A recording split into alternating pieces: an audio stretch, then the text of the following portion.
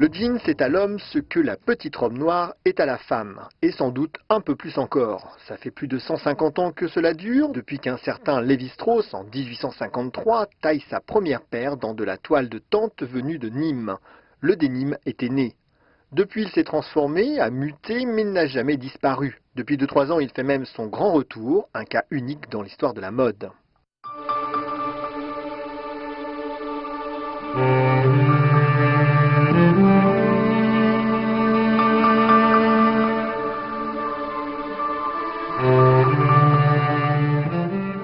Le jean, en réalité, je crois que c'est le vêtement qui est le plus vendu, en définitive. Donc, le jean, il arrivait à une période, il y a quelques années déjà, où il apportait énormément de liberté. Avoir un jean, c'est aussi ça. Avoir un jean Wrangler, c'est encore plus, parce qu'il a été porté par des icônes comme Steve McQueen ou John Lennon. Donc il y a forcément une part de rêve derrière. Ouais. Après, chaque saison, il est réinventé, heureusement. Et ces dernières saisons, c'est vrai qu'il est remis davantage travaillé sur des coupes clean, moins de délavage excessif. Une marque qui se revendique outdoor en réalité. Donc qui dit outdoor dit un vestiaire qui va avec. La poche en fait elle est très souvent avec un bouton de pression excentré. Et l'idée en fait c'est que le cow-boy puisse récupérer ses cigarettes en paquet souple sans avoir besoin d'ouvrir sa poche. Donc ce sont des détails qui à l'époque avaient beaucoup de sens et qui aujourd'hui en fait en ont toujours. Le scout a remplacé le cheval. Wrangler est un bon exemple du retour en grâce du blue jean sous toutes ses formes. Connue dans les années 50 pour être l'habilleur officiel des cow-boys américains, la marque a connu le succès avant de sombrer pour renaître dans les années 2000. C'est une marque qui a été lancée en 1947 par la compagnie Bluebell, qui à l'époque faisait du workwear et qui s'est orientée vers le rodéo. Donc c'est vraiment Wrangler, c'est-à-dire garçon vacher, c'est une marque qui a été développée pour les cow-boys. Ça, c'est les W sur les poches. Donc les W ne veulent pas dire Wrangler, mais Western Wear. Et puis toujours le patch Wrangler avec le logo corde. C'est quand même un clin d'œil au rodéo et au lasso. C'est une marque en fait qui était très très forte dans les années 80 et 90, qui, on va dire, à la fin des années 90-2000, s'est fait un petit peu éclipser par un nouveau phénomène autour du jean, plus inspiré par les Italiens, et qui a une envie différente. Et c'est vrai que ça fait 3 ans, en fait, qu'il y a un vrai retour. Il y a une envie d'héritage, d'authenticité, beaucoup, dans le jean. Un retour vers les marques américaines qui connaissent leur métier, qui ont une vraie histoire.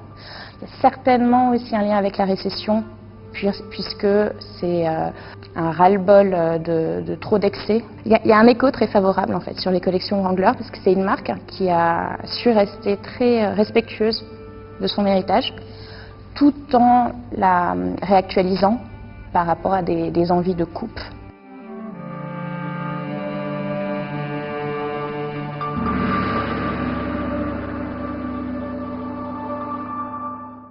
Jeaner des origines comme Levi's, Wrangler propose aujourd'hui des collections plus variées, plus haut de gamme et plus créatives comme Bluebell, mais pour évoluer, la marque a néanmoins su rester fidèle au code du denim. Comme Wrangler qui habilla Steve McQueen et David Beckham, le jean compte aujourd'hui de nombreux acteurs. Les Italiens de Diesel ou Dolce Gabbana ou les Japonais sont arrivés en force sur le marché. Les jeans sont de tous les pays, de toutes les couleurs, à chacun le sien. On a des innovations par rapport aux couleurs. Dans le denim, on appelle ça les castes. Et puis tout le travail de délavage, de faire apparaître les couches de couleurs les unes derrière les autres, la manière de placer effectivement l'usure, le côté vécu, qui est un des essentiels du denim, qui est toujours cette émotion. Il y a une vraie transmission de l'émotion quand on parle du denim. On peut parier quelque part sur ces aspects cuir, sur ces aspects un peu fermes.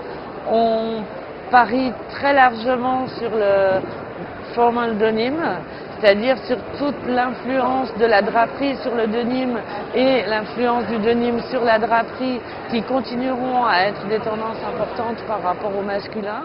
Rarement dans l'histoire, un produit aura tant évolué dans son tissage, dans sa forme, dans ses coupes et sa structure.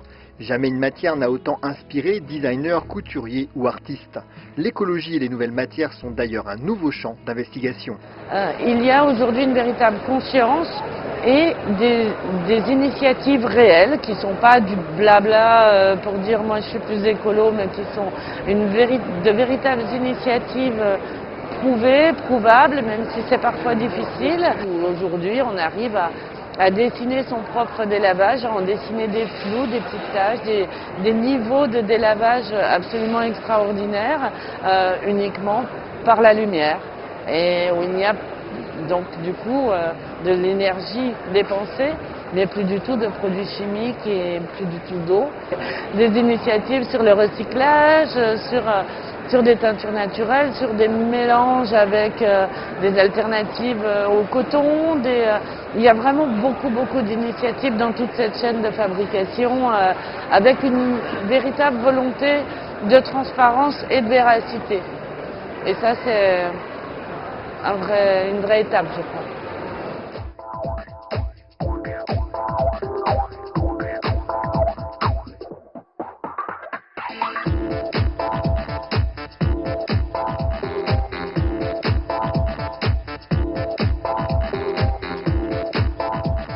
Acheter un jean aujourd'hui, surtout s'il est tissé aux États-Unis sur les vrais métiers de Nîmes, peut s'avérer être plus qu'un plaisir, un placement. Les Levi's et Wrangler vintage s'arrachent pour des dizaines de milliers de dollars, alors pensez à vos petits-enfants. Voilà, Style Me Up, c'est officiellement terminé pour aujourd'hui. On vous retrouve la semaine prochaine, mais d'ici là, surtout, ne lâchez rien.